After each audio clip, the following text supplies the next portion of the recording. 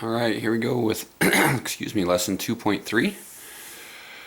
This is called Apply Deductive Reasoning. Now, like I mentioned back in lesson 2.2, this is going to feel like a much more English-based class. There's a lot of writing in it, not a whole lot of numbers, but this stuff is going to be important as we move forward into proofs.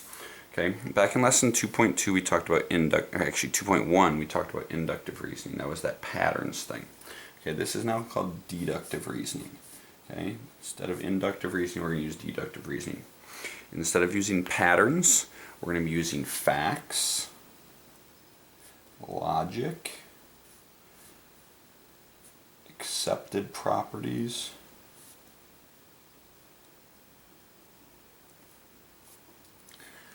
alright, now, in geometry, we're going to throw in some definitions and some postulates and some theorems as well. When we get into this logic thing right here, there are three different laws of logic that we're going to be focusing on. Okay, and the first one right here is called the law of detachment. Okay, it has a Latin name, pretty sure it's Latin, called modus ponens. Okay, you don't need to know this name, but if you ever hear of it, this is what it's referring to. Now, the other thing I want you to know as we go through here is you need to be able to deal with this both in words and in symbols. Okay, so let's just start with the words for the law of detachment. Okay, law of detachment is something like this: if an angle is 30 degrees, then it is an acute angle. Okay. Now, that doesn't tell us really anything about our angle. You know, let's say I ask you about angle A. Well, is angle A acute? I don't know. You haven't told me what its measure is. But then let's say we say something like this. The measure of angle A is 30 degrees. Okay, now I told you a statement. This is an if-then. Remember, an if-then, we don't really know if this is true. If this happens, okay, then something else happens. But I don't know if this is true yet. So now I told you it's a true statement. Measure of angle A is 30 degrees. So what conclusion can you come up with? Then you can tell me that angle A is an acute angle. Alright. So if this is true, then this has to be true. Oh, hey, by the way, that right there is true. So therefore, this right here has to be true. Okay, now we do this in symbols as well. A lot of times we'll use the letters P and Q and R and things like that. You don't have to, but I'm going to do that in this case. So symbols, this one would look like this: P and then this arrow and Q. Now how do you say that? You say if P then Q. That arrow means if then. So if P then Q. That's how you read this. Okay. This part just is a P. When you have a single letter like this, and these are always lowercase letters, okay, when you have a single letter like this means P is a true statement. Right? So if P, then Q. By the way, P is a true statement, so therefore, and a lot of times we'll use these three little dots here for therefore.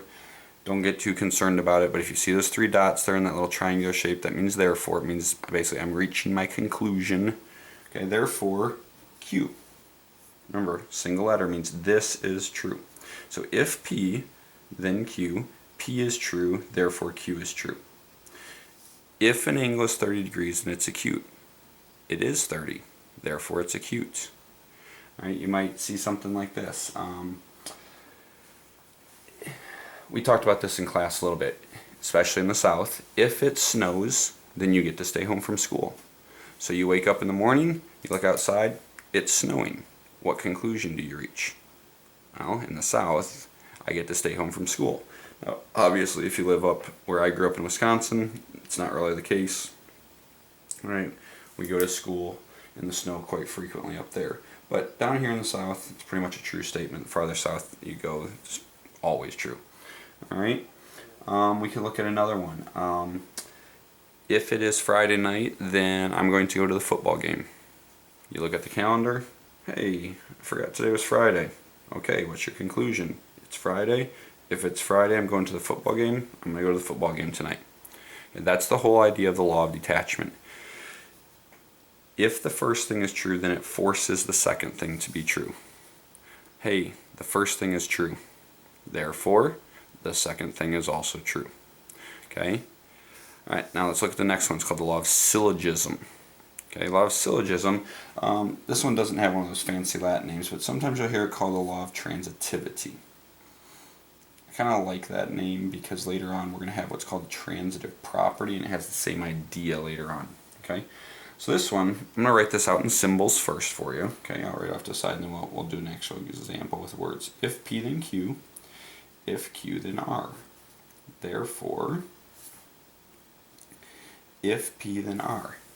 Okay, transitivity has the idea of skipping something.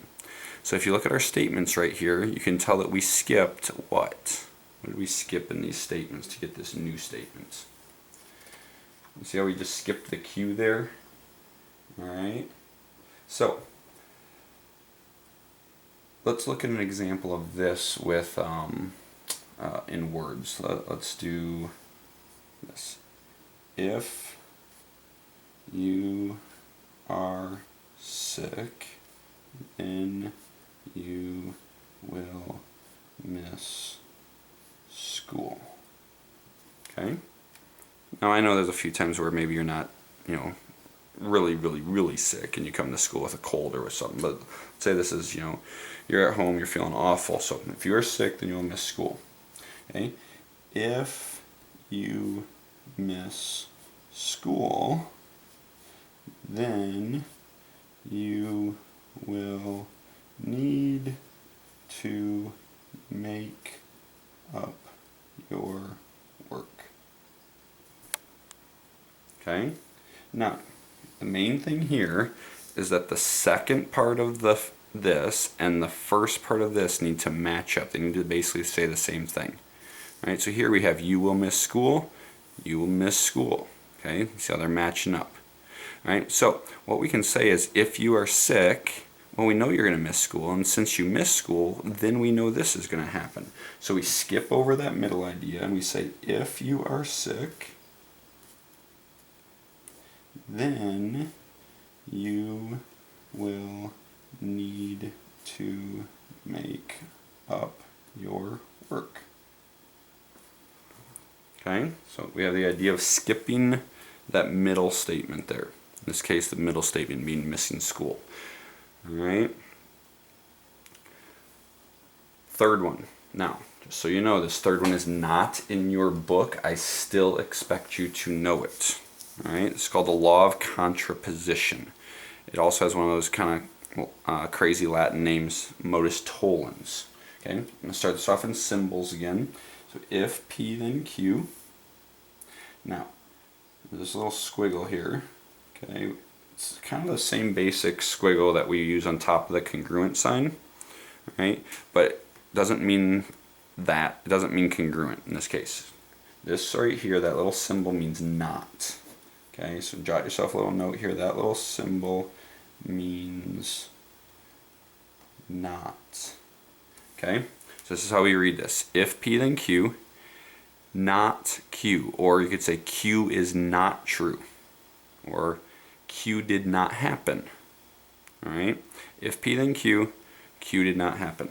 Alright, what's our conclusion? P did not happen. Or not P. Alright, now once again, let's look at that one example of being in the south, okay, with snow. If it snows, then I get to stay home from school. Alright, so let's think about this. The second part of that statement, that I get to stay home from school, we are told is not true. So let's write that down. I don't get to stay home. Okay, we put the not in there. I don't get to stay home. So let's think about this. You're in the south. You know that if it snows, you're going to get to stay home from school. They're calling for the chance of snow overnight. You go to bed, you're hoping you get to stay home from school. You're not sure what's going on. You wake up in the morning. Maybe you don't set your alarm. Maybe mom wakes you up still, whatever. Mom comes in and wakes you up and says, hey, get moving, you're going to be late, you got to get to school. Well, automatically you start thinking, but they were calling for snow, and if it snows, I get to stay home from school. But mom's telling me I got to go to school. It must not have snowed. Okay, you can think through that logically. Right? So if it snows, then I get to stay home. If it snows, then I get to stay home. It did not snow, so therefore I know, sorry, I said that wrong. I don't get to stay home. I have to go to school, so therefore I know it did not snow. Okay, let me repeat that one more time because I kind of botched that in the middle there, sorry. If it snows, then I get to stay home from school. I don't get to stay home. I have to go to school. Therefore, I know it did not snow. Alright? Now, we can combine some of these together at times, and we'll do that a little bit more later on, especially as we get into proofs. Okay? But you need to know these three things. So, law of detachment. If the first thing is true, then the second thing is true. If the hypothesis is true, then the conclusion has to be true. Hey, someone tells you the hypothesis is true. Therefore, the conclusion has to be true. Okay, here's the idea of skipping. If P then Q, if Q then R. We can skip over the Q concept and just go straight from P to R. Law of syllogism or transitivity. Right down here, if the hypothesis is true, then the conclusion is true. The conclusion is not true, so therefore the hypothesis is not true. Let me give you another example of something like this. If it is raining, then there are clouds. Okay, now, make sure you don't understand what I'm not saying. I'm not saying that if there are clouds, it's raining automatically. That's not always true. But if it is raining, then there are clouds. I look up in the sky and I don't see any clouds. Well, then automatically I know it's not going to be raining. All right? If it is raining, then there have to be clouds. There are no clouds. I know it's not raining. Okay, that's that idea right there. Now, there are two of these that some people get a little bit confused on, so let's talk about these. All right, the first one looks something like this. If P then Q, Q. Okay? We can use the rain example right here. If it is raining, then there are clouds in the sky. There are clouds in the sky. Therefore, does it have to be raining? Well, most people, when they first look at this, go, well, if P then Q, Q, then P must be true. But think through it. If it's raining, then there are clouds. There are clouds. Does it have to be raining? No. It might be. It might not. We don't really know. So this is a no conclusion. We don't really know for sure if P happened or not. We could go back to that snow example. Let's look at that real quick. If it snows, then I get to stay home from school. Okay? If it snows, then I get to stay home from school. I get to stay home from school. Do we know for sure that it snowed?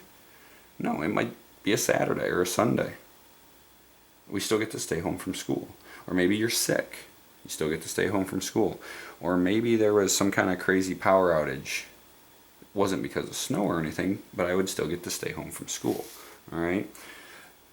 This one is one that a lot of kids make a mistake on, though, because they want to say that P has to be true. But if you think through it in words, you can usually figure out that it's not true. Okay. Very similarly, there's this one. Okay. Now, automatically people like to think, okay, if P then Q, P isn't true, so Q must not be true. Okay, let's think through that again. If it snows, I get to stay home. It did not snow. Do you know for sure if you get to stay home or not? No, you might get to stay home. You might get to stay home because, once again, it's a weekend, or maybe because it's the middle of the summer. It's definitely not going to be snowing in the middle of the summer. Right? So if it snows, I get to stay home. It didn't snow. Do I get to stay home? I don't know. Maybe, maybe not. Maybe it's Martin Luther King Jr. Day and we have the day off school. Maybe it's Thanksgiving Day or Christmas Day and we have the day off school. So we don't really know if you're going to stay home from school or not. So this is another one that's a no conclusion. Okay? Now these two things here are fallacies. I'm not going to tell you have to know the names, but this one right here is the fallacy of the inverse. Okay, and this one over here is the fallacy of the converse. The reason they're called fallacies is because if I flip it around to actually write the converse, remember we learned about the converse the other day where we flipped the order. If I actually flip this around and switch the order and said if Q then P, Q is true, then yes, P would have to be true. That's that whole first one we talked about, the law of detachment. But because the converse does not always mean the same thing as the original statement, then it doesn't always work. Same thing with the inverse. The inverse says I negate both. Remember that? I put the nots in. So if not P, then not Q. Then these are the same. So therefore the conclusion has to be true as well. Right? But the inverse does not always mean the same thing as the original. So these don't work.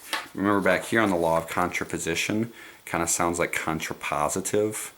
Right? That's because the contrapositive did always mean the same thing as the original. And if I did the contrapositive of this, it would say if not Q, then not P. And then you'd notice, let me write that kind of right above here, if not Q, then not P. We switch and negate. Now you'll see the first thing and the first thing are the same.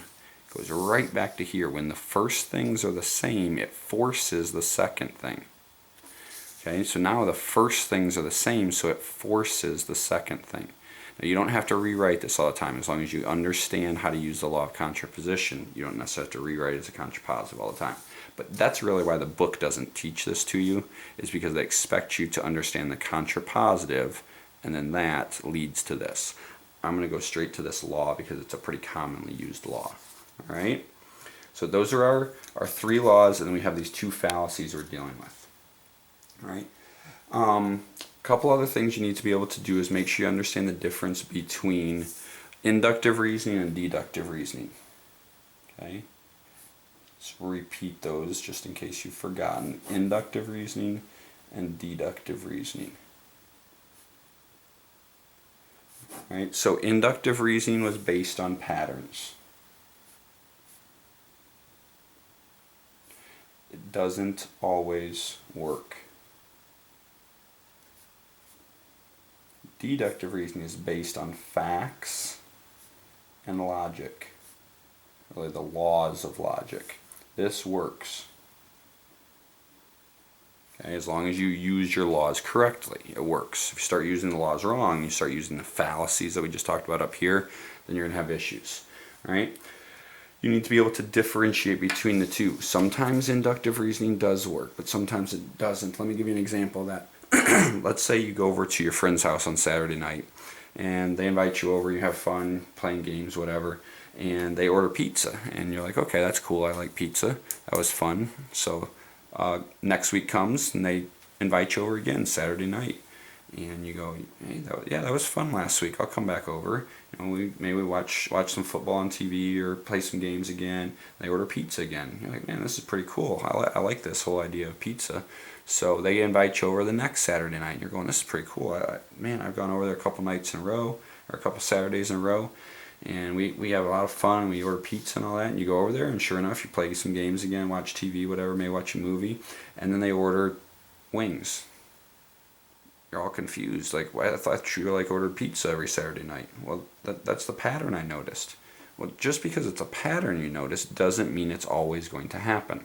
Now, wings are okay and everything, that's fine, but you had your heart set on pizza. Okay, basing something on a pattern will not always work. Hey, now basing something on facts and logic will work. So at school, you know, if it's Friday, then I can order, you know, which sandwiches. So today's Friday, so I can order a which sandwich. Okay, the fact is that if it's Friday, you can get which at our school, at least this school year. I know we changed it from last school year, right? And then all of a sudden you look at the calendar and hey, it's Friday. Hey, it's which day. Those are facts. Fact is that today's Friday, right? That's a fact. It's a fact that at our school, if it's Friday, you can order which. Right, so then we combine those two ideas together using the laws of logic and we come up with a valid conclusion that works. Right? So you need to make sure you understand the difference between these two. Okay? They'll give you a question in your homework and say, which type of reasoning is this? Is this inductive or deductive? And I'll probably do the same thing on some quizzes and tests. So you got to make sure you understand the difference between the two. Alright? If you've got questions, make sure you jot some notes down. I understand that this stuff can be difficult at times. Some kids pick it up really quickly, some struggle a lot with it. What I need you to be able to do is to memorize and be able to apply these three things. So understand the symbolic form and understand how we might use it in words. And we can change the words up as long as it follows this symbolic form. Same thing here. As long as you understand the symbolic form and can apply it with words, you'll be good. And then the last thing here, remember, you don't have to write the contrapositive out. So just this section right here, as long as you understand this in symbolic form and then it can apply it in words, you're going to be okay. Don't forget that this symbol means not. All right? So those are the three main things you need to understand coming out of lesson 2.3. We'll probably do a few more examples in class as well to kind of get you guys ready, make sure you understand how that stuff works. But remember, you're going to see a quiz over this material, so make sure your notes are good. Rewatch the video at times if necessary so you have good notes. All right, we'll see you guys in class.